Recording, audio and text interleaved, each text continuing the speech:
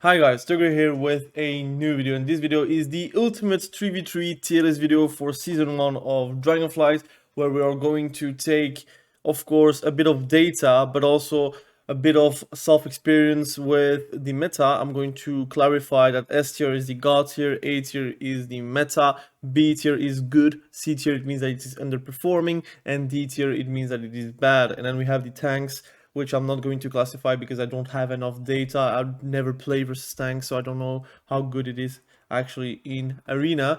I want to again thank you for the 3K subscribers. We have hit 3K yesterday, and it has been a rough ride, to be honest, and it was a very fun ride.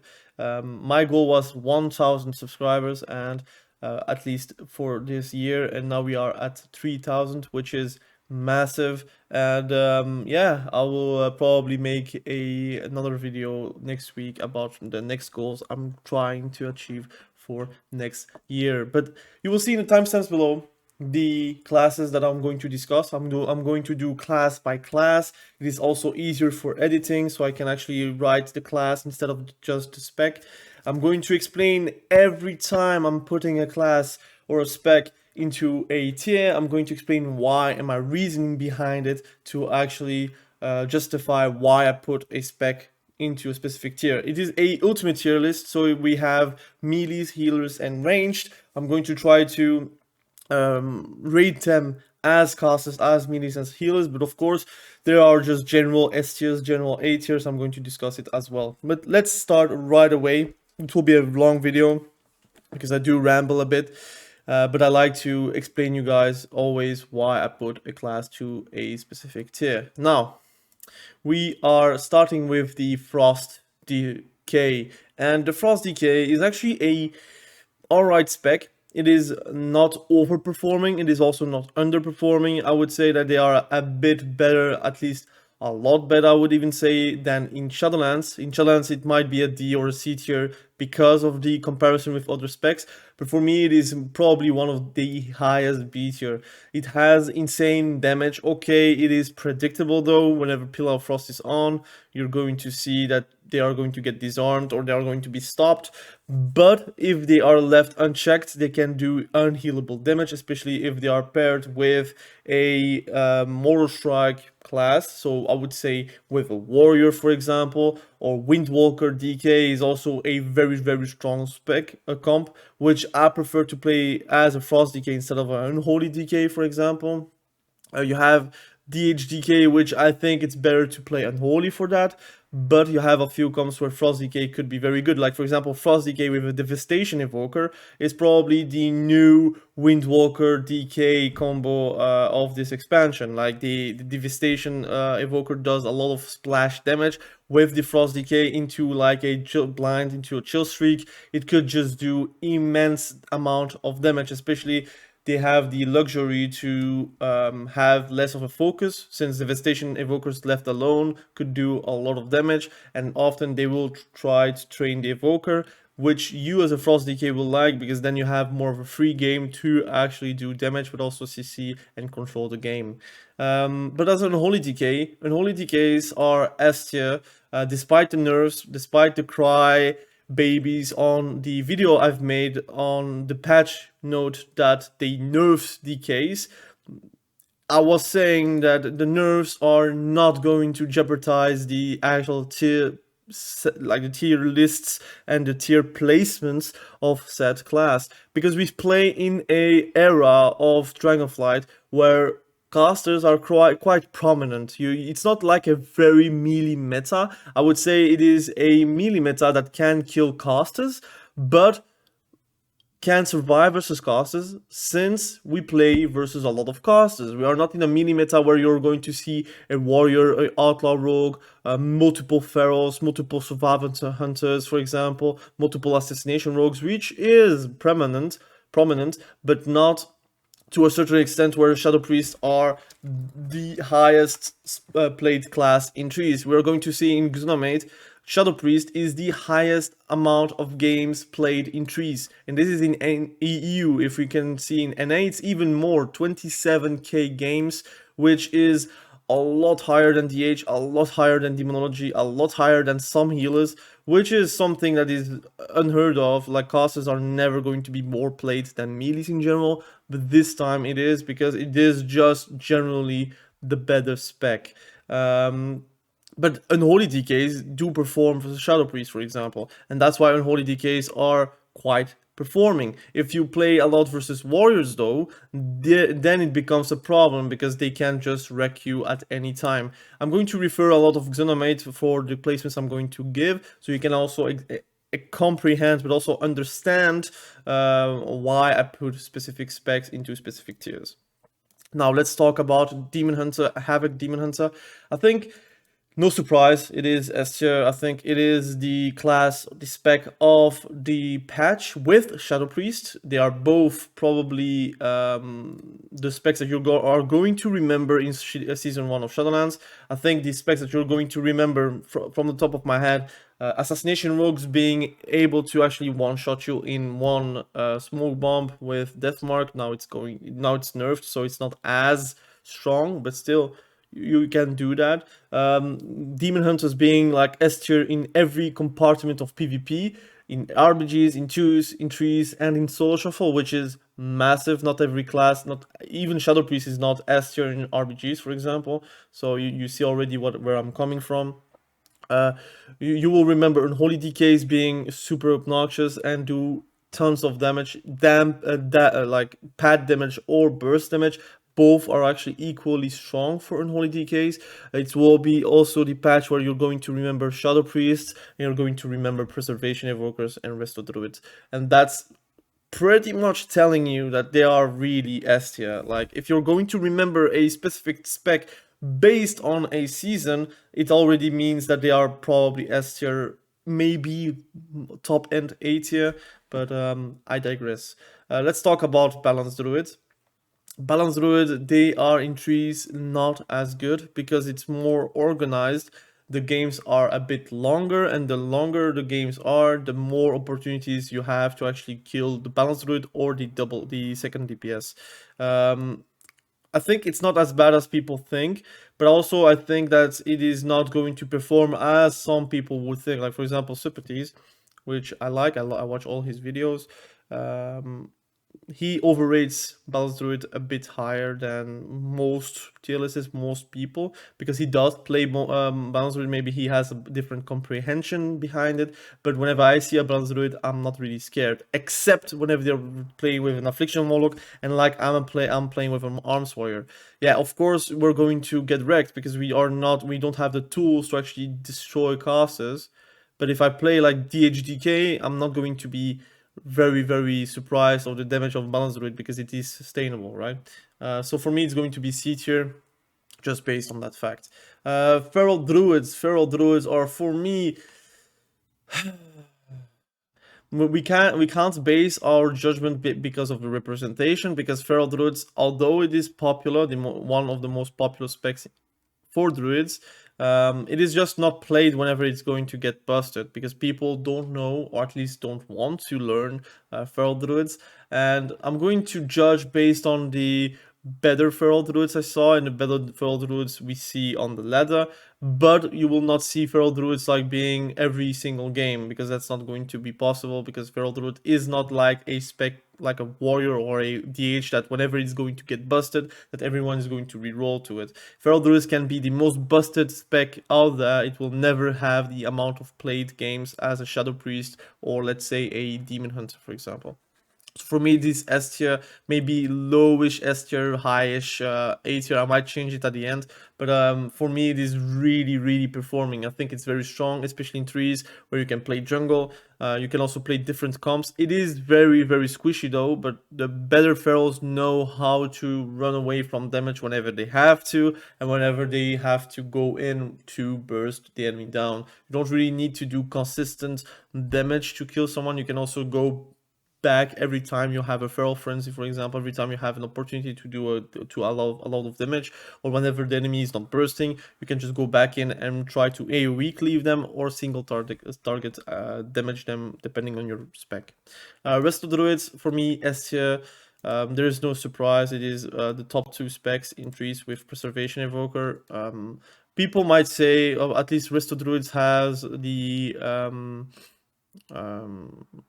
I would say the general communication behind them that they are never going to be busted, but because of the gameplay that you have and how you have to play around a Resto Druid, but a Resto Druid has been the most simple spec it ever has been on this expansion. This expansion is probably the most noob-friendly Resto Druid spec that you could have played in all the expansions combined. I think if you played Resto Druid in Shadowlands or even in BFA or even in Legion, you had a much more tough time than in Dragonflight, and it is not even tied to power, it is just tied to the actual buttons you can press. You have so many tools, Invigorate actually healing a ton, you have Overgrowth, you have Life Bloom actually healing for so much, your throughput is skyrocketing, you have Cyclone, which is one of, if not the best CC in the game because it's not breakable, it's only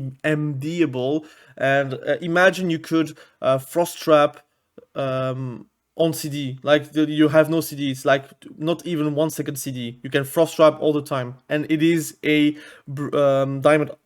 diamondized Frost Trap from the PvP talent. Imagine that. That's the same effect you're doing with a Cyclone. It is actually insane, and I think Resto Druid does deserve to be the top S tier spec out there. I would even say Preservation is probably on par, if not a bit worse in trees. In organized gameplay, I think in Soul Shuffle, Preservation loves the chaos behind it, but in trees, where you can actually switch on the Evoker because he used CDs, and you can coordinate with your friends, you can really kill a Evoker very simply, like in as different scenario as Resto Druid, for example. Devastation Evokers, they are a bit better in trees, I think. In Soul Shuffle, it's a bit worse because you have really bad lobbies, but also you need kinda a second caster or a Frost DK, like I said, to actually be performing. Frost Mage with Devastation Evoker is actually very strong. Very strong. It's very annoying to kill, to be honest. You could also play with a Destruction Warlock. It's also working. You can play with a Shadow Priest. It is also very strong. You could also do with an Elemental Shaman. I'm going to rate them B tier. I might rate them higher than a few content creators out there, but I feel like Devastation is not as bad if you can find yourself a good team. Of course, if you're playing Soul Shuffle, it's completely different. You cannot utilize your whole kit as well, but I think you can do very well as a Devastation Evoker if you pick the right friends to play with. Preservation Evoker is for me S tier with Resto Druid, no contest. I think depending on your views and depending on the specs you're playing, you're going to judge Preservation higher or lower than Resto Druid. For me, I judge Resto Druid higher because I am a Arms Warrior. I play Arms, I play also sometimes a bit of Fury, I do play Enhancement Shaman, I do play Elemental Shaman, I do play BM Hunters, and all those specs have in common that they don't really like to play versus Resto Druids. I prefer to play with versus a Preservation Evoker, where I feel like my traps as a BM Hunter is much more easier to land than on a Resto Druid that can just shapeshift every time I'm slowing them or every time I'm actually rooting them. I have to use my stun to actually have a reliable trap. But with Evoker, I don't have that. So that's why maybe I judge Resto Druid a bit higher than Preservation. It always depends on who you're facing and with what character you're playing. For me, this is my top two. BM Hunters, I think in threes, they are actually performing a bit better than Soul Shuffle, in my opinion. I had great games as a BM Hunter. I play a bit of jungle. I think jungle is one of the most harder comps to play. In my opinion. You might say no, but in this current meta where they look at you and you're dying and you don't have Craven Stratagem anymore, I feel like it is much more hard to play. I think this is the reason why there is not a lot of jungle comps, like jungle teams, I would say. You don't see a lot of jungle cleaves anymore on the ladder, really. And I'm going to judge them based on my personal experience. I think it's a good spec. I think if they get a buff, it could be better. but I don't see them getting buffed. So for me, it is a B tier spec. I think one of the lowest B tier specs. It has great damage. It is annoying as a BM hunter to have your pets being CC'd, because that's a possibility. Your Bestial Wrath is not going to save every single CC that they are going to get. Sometimes they're getting rooted and they don't have any options to actually get out of those roots, for example. So you are here trying to make it work. You can make it work, but I think there are other specs just better than BM Hunter. Survival Hunter, if I judge them based on the best players, I think it's A tier. If I have to judge them based on the worst players, I would say it could be feeling D or C tier, because it's very squishy. Just because of that fact, I think I might judge them a bit lower than expected, but for me, it is probably one of the most better B specs out there. Because I have to make a difference between the better and the worst players. I cannot pick Big Max as the limitation towards Survival Hunter. The creme of the la creme, I would say, taking them as the specs that you're going to play against, which is not going to be true. You're not going to play versus Big Max all the time. You're not going to play versus the best devastation evoker all the time. That's why I need to judge them based on the average player. And I think the average player is going to be B tier with Survival Hunter. They do die very quickly.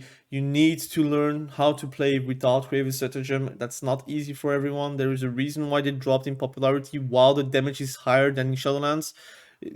If you have to compare between Shadowlands Survival Hunter and Dragonflight Survival Hunter, I like Survival Hunter. Dragonflight Survival Hunter has more damage than in Shadowlands, and that is my experience at least. It seems like they're doing a lot more damage on kill shot. It seems like they're doing a lot more damage on mongoose bites. You have more tools, because flanking strikes with mongoose bite is now probably very strong. You can play both.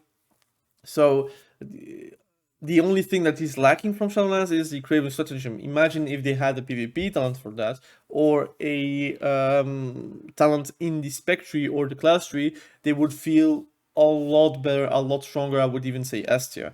That's how strong Craven Stratagem actually was in Shadowlands. And in this current meta, I think Craven Stratagem would have been super good to have versus all the casters that you actually play in the game.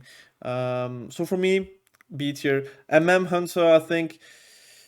I'm going to put it in B tier as well. It's very hard to judge them. I think if you're basing about the damage, I think you could put it in A tier. But you're not only judging the damage, you're also judging the defensive capacities. I think hunters as a whole are very squishy. They are, if someone like looks at you and they have uptime on you, you're going to die or have to blow every single CD to actually survive while your healer is not CC'd. Imagine if your healer is CC'd, then you're going to probably die after your CDs. So I think hunters, they have the luxury to have the possibility to one-shot, but a good team knows that, look, I am the target, I have to pop CDs once I see double tap rapid fire. Just pop a CD, and you're going to be safe for 1 minute, and then you're going to try to have a kill on the for that 1 minute that they don't have the burst with double tap. Now double tap will get removed, so we don't know how they're going to be in 10.0.5, but once we know, we're going to for sure update the tier list and make a comprehensive guide about because I do play too. I think it just is not worth to spend too much time on it, because it's going to change. They're going to literally rework the class. If they don't have double tap, it is a entirely other spec, so I wonder what they're going to do instead. Arcane mages, I think I'm going to put it in A tier. It is meta. It is very strong. I think in RMPs, you're going to be golden. You can play also with a Warlock, for example, so a Castle Cleave, and you're going to also be very golden. You can play with a Shadow Priest, which is insane. The amount of CC you can actually have as a Arcane Shadow Priest is out of this existence. You have a few bad matchups. That's why it's A tier and not S tier. But I think every single great arcane mage is going to make you feel like it's an S tier spec. for me, it is not a S tier spec, as is it is not a free game spec. A DH or a DK, if they are focused, it doesn't really matter how they are going to play, they're still going to do the damage that they need to actually kill targets. If arcane mages are focused, they will have to kite a lot to be able to crit and to be able to do their rotation, excuse me, and to be able to do a lot of damage. Now, if they are not focused, they have a free game, they could pull in a lot of like kill attempts, and you're going to actually win games easier with an arcane mage than any other spec if you're prominent with it. Fire mages, I think it's B tier. It's not as bad as people would think. They are just a lesser version of arcane. It's just good, like bordering underpowered. It is highly killable. The nerfs that they did in Shadowlands, they didn't unnerf it for fire mages, so you're going to suffer. Your barriers are going to be low value compared to arcane and frost.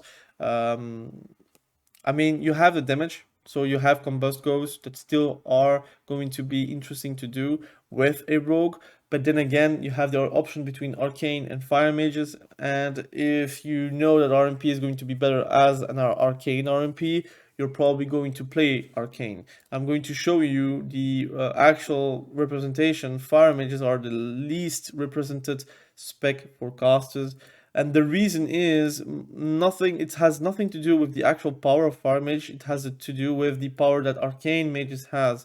Every single fire mage has rerolls into arcane probably, and even frost that has not that many games, you could also play arcane instead and have the same success in spell cleaves, in wizard cleaves, whatever you can call it. You're going to be golden with arcane, and that's why for me fire mages are B tier, because it's still strong. I saw a few fire mages actually like popping off, but it's really depending on the comps. It actually only has one comp, and it suffers the comparison with arcane. Now frost mages, I'm going to put them like high B tier, low A tier. I think it is very strong, but it has to be paired with the right specs. So a Devastation Evoker, a Shadow Priest, a Warlock, any spec really. I would suggest Destruction Warlock. The Emoji Warlock is going to get nerfed eventually, so you need to train Destruction probably. I think it's a fun spec to play. It has a lot of ice dance damage. You can do also a lot of glacial spikes damage. I got critted 250k last night, which is insane, but it is partially my fault because I didn't really kick that glacial spike, which I could have done that at least if I had a better reaction time, or at least if I felt like I could have pressed buttons to actually survive. But I think frost mages, they have the damage, they have the slows, they have the CC. What they don't have is actually the survivability of an arcane mage, and that's why they suffer the comparison. I think arcane is just much more durable in general than a frost mage because of the mobility, because of the slipperiness, because of arcane being just arcane at the moment. Mistweaver monks, I think it is A tier. I think it's not as played as the other specs, but there is a reason, because in trees you cannot really play the fist weaving specs, or at least you could do that, but it's not smart heal, so you can lose games based on that. So if your heal is not healing the right target, you're going to suffer. And generally what you want to play in trees is the normal spec, where you're going to hard like cast with smoothing mist and such. I think it is very strong. You can play in caster cleaves. You could also play in turbo, for example, which is also a great comp to play in.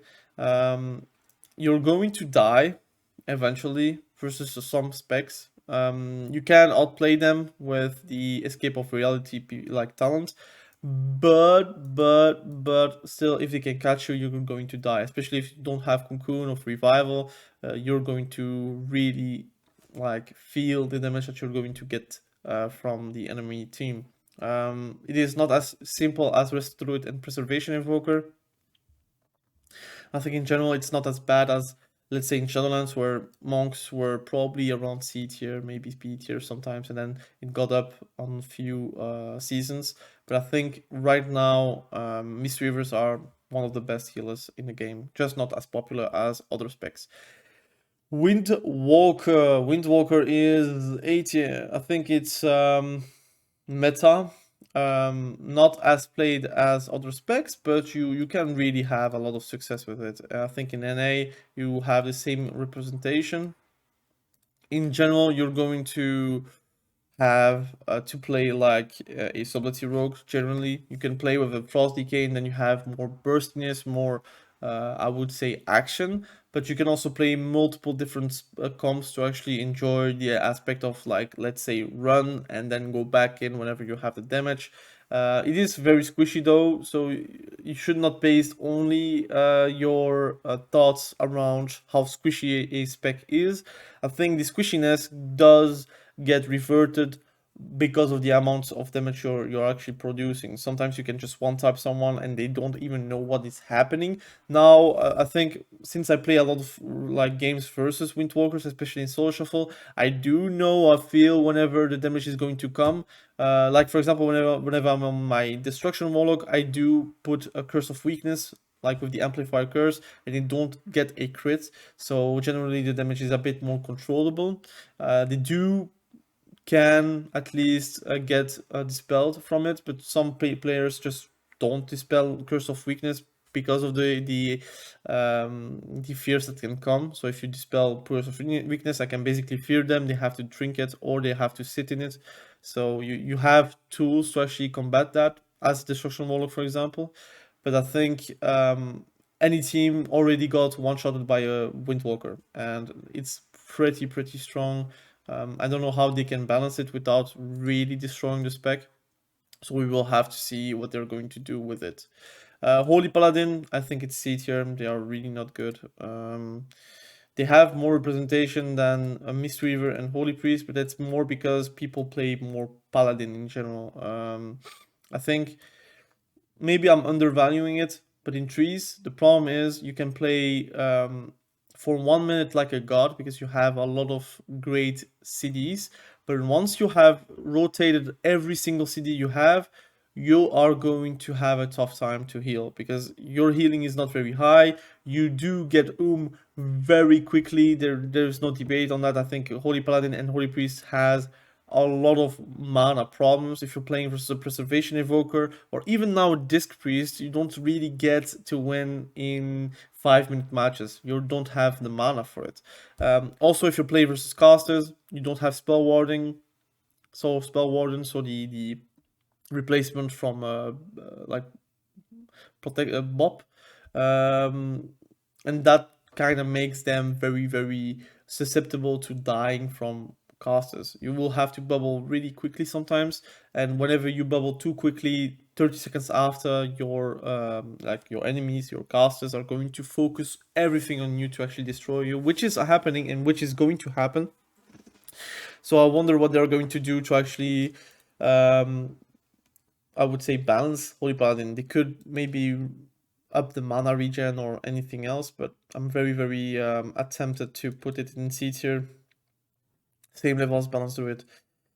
Retribution Paladin is going to be B tier. The reason is they are the master of one-shots, so everyone already got one-shotted by a Retribution Paladin. That's bound to happen.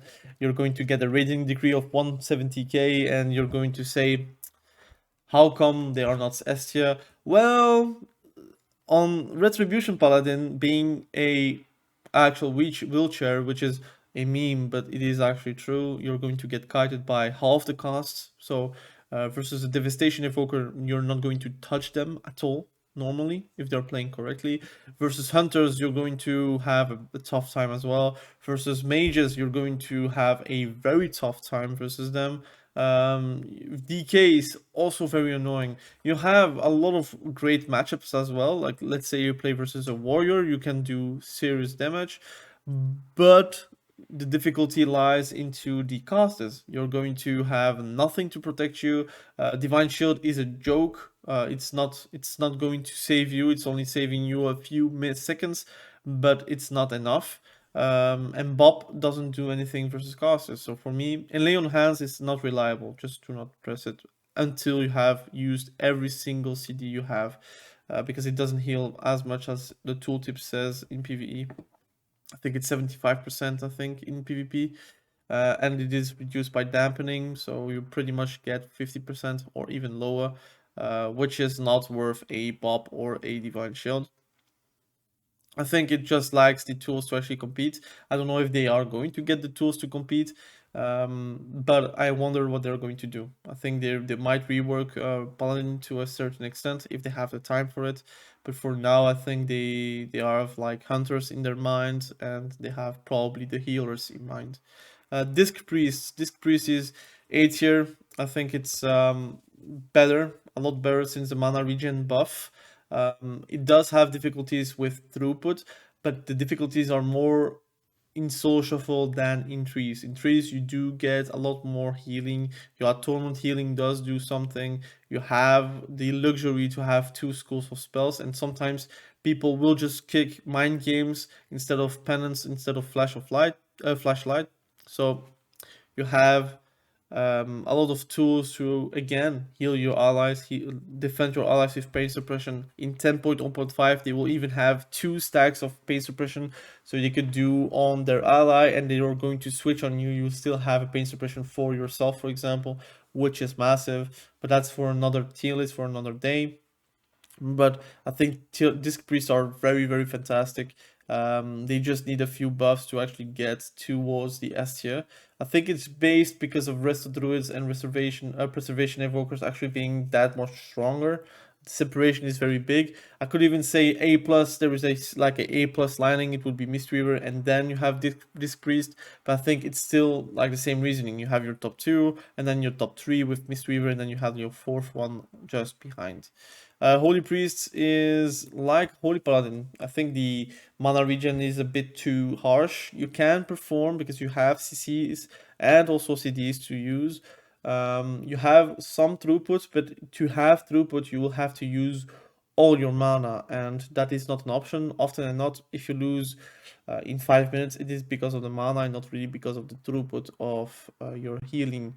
It is also highly switchable. People play with the Guardian Spirit, like the Spirit of Redemption of whatever, a PvP talent, to heal because they get interrupted really quickly, so they have to do that to put a ray of hope and then like chain healing people. But just in general, I think Holy Priest is not as good as, let's say, the other healing specs. Shadow Priest. Shadow Priest. I think it's the best spec in the game with Demon Hunter. If I have to put a top 3, just top of my head, it would be Shadow Priest, Demon Hunter, and then you have Unholy Decay, and then your 4th one would be Demonology Warlock. Big spoiler, Demonology Warlock is S tier. What a surprise. But I think Shadow Priest, they have too many tools. I don't want them to be nerfed though. I want them to be nerfed, but not in the way where they're going to be D tier or utility bots. I want them to find the right ways to nerf. I don't know if it's the sustain, I don't know if it's the defensives, I don't know if it's the damage. It's very hard. If you nerf the damage, it will be just a sustain and a utility bot, and it will still be S tier because of the utility. If you nerf the utility, it will just be maybe a worse Warlock. If you nerf the survivability, they might just not be surviving a lot of damage, so they might just not do any damage because of that. So I don't know. It's very hard to actually balance Shadow Priest. I think the current iteration of Shadow Priest is very fun. I don't know if it's for the right reason, if it's because it's busted or because it's very, very fun to play. I really don't know. I play Shadow Priest also a bit of myself for myself in trees. I think it's one of the most fun specs to play at the moment, but it is probably because it's also one of the best specs in the game. So it's very hard to hate on the best spec in the game. Assassination Rogues, I'm going to put them in A tier. I know some people might say, why not S tier? They're one-shotting me, etc, etc. But I think it is the association with other specs that are going to be very strong for Assassination Rogues. If you're playing with a Shadow Priest, your comp is very S tier, so it feels that Assassination Rogues is doing everything, but if the Assassination Rogues mistakes like something, like a GCD or whatever, they can die really quickly in a stun or in a fear or whatever you can actually do to the assassination rogue. They're going to be highly killable. So Again, very hard to balance. They did buff it multiple times before the season starts and before Dragonflight, to be honest, in the beta. But they could unnerf it, but then it would be B tier or C tier. I don't want to have classes being like stupidly bad. I want them to be around B tier, around A tier to actually balance them. There can be a best tier, a best class or best spec, but Shadow Priest is, for example, way too over the top with the amount of games you have as a Shadow Priest. And the same for Assassination Rogues. I think the actual play rate of Assassination Rogue is very high for a rogue spec, and I think it will be bound to get a nerf somehow, some way on something. Outlaw Rogues. I've seen a few Outlaw Rogues. I think it's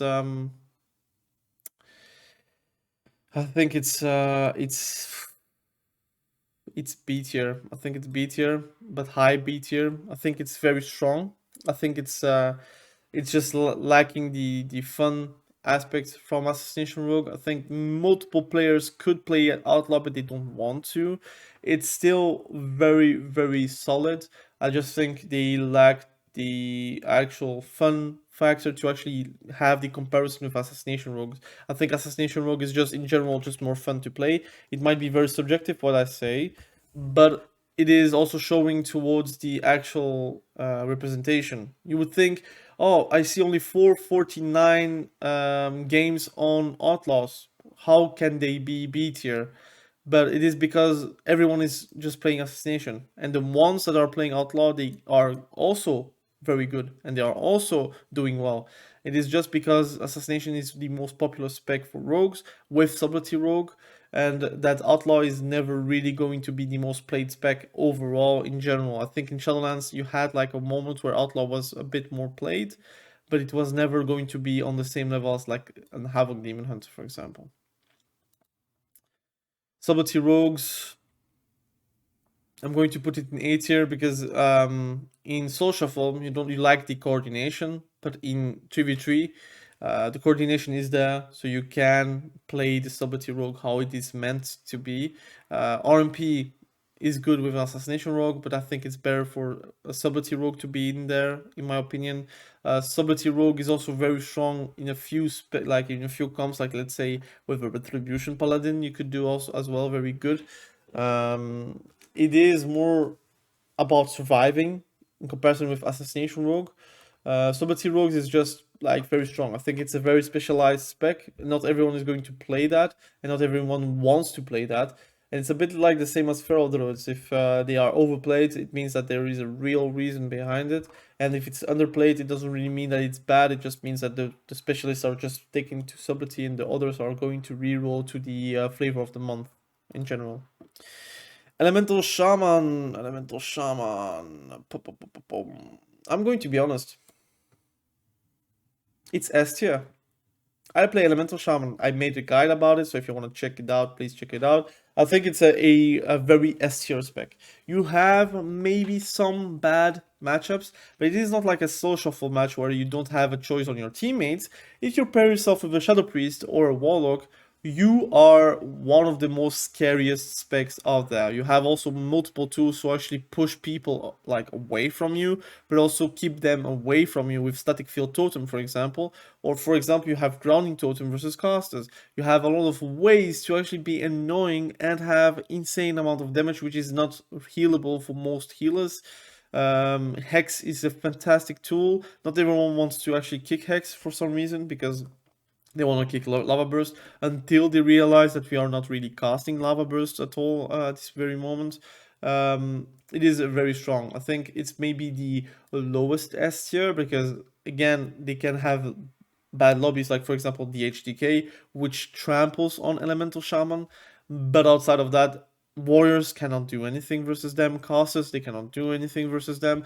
Hunters, they cannot do anything versus them. They can also just flame shock the pets. Easy Maelstrom regeneration and also possibilities to maybe kill the pets as well. You have a lot of ways to actually be performing, and people that are putting Elemental Shaman lower, they don't know how strong it is, because it is very strong. It has also a lot of representation for a caster. Elemental Shaman being 7k, like I would say top 3 of the most played specs, is something that is not very heard of. Like in Shadowlands, even though whenever it was strong, it was not really in the top 3, it was like in the top 5 of top 6 most played casters, because again, you didn't really want to play Elemental Shaman. You don't want to get like focused by a Fury Warrior or a Demon Hunter or a DK, but at the moment you have the tools to actually deal with them, and that's why it's actually very strong. Enhancement Shaman, I played a bit of that. I played a lot of that, like especially in Soul Shuffle. But versus like in trees, I think it's really depending on the comps that they are playing. There is like one great comp and it's turbo, and then you have like some subpar comps here and there. I think it's a fantastic spec. I think it has a lot of self-healing, especially with trees where dampening is not as hard as in Solo Shuffle. You have also some burst potential and also some one-shot potential. But it's very hard to put it in A tier while you have the other specs here that is clearly meta. I think it's B tier, high B tier though. I think it's one of the best specs in the game, but not meta because it has obvious weaknesses. You can survive enhancement shamans. You can also just peel them off of you. They are not like hyper mobile, for example. They are like a retribution paladin. They do get kited. You have tools to not get kited, but sometimes you will feel like I'm bursting and they just see me and it's over, right? So that's why for me it's just a good spec, close to meta though. But I think if you're A or B tier, it is actually a very good tier in my opinion. Resto Shaman for me is the third healing spec, like the third A tier spec behind Disc Priest. It could be equally as strong. They feel a lot better in trees than in Soul Shuffle. They do die less in trees than in Soul Shuffle because again, dampening is way softer, but also you have more time. You have also the tools to find friends to play with or comrades to play with that are complementary with you, and so you don't get like kicked on every single attempt. It has Hex, which is fantastic. The totems actually heal for a lot. I think people will start to actually destroy Healing Stream Totem because it does heal for a lot of healing in the whole match. Lightning Lasso is a fantastic tool as well for cross CC, and I think Resto Shaman is underplayed at the moment, but people kind of realized he's actually very strong as a whole, and they're going to play more 3s and 2s with them. In Soul Shuffle, it's a bit weird because again, they can just focus you and you die, but you have also a few specs that you can play that to be more tanky. But I think it is justified to say that it is in the top 5 best healers. And then you have like Holy Priest and Holy Paladin like being 2 whole levels behind Resto Shaman and Disc Priest, for example. Affliction Warlock. I might be controversial, but I think Affliction is not as good as people may say. It is very dampening. It will not win in the first minutes of the game. It will need your allies to actually survive the damage, which is not as easy as it is right now. The damage is not wow. The dots are not wow. Of course, you can do well with it. You can perform well. You can basically make them feel meta. But if you are going to compare them with the other classes, I think Arcane is a lot better than Affliction. It is maybe harder to play than Affliction, for example, but I think Affliction is ramping too slow to actually be performing.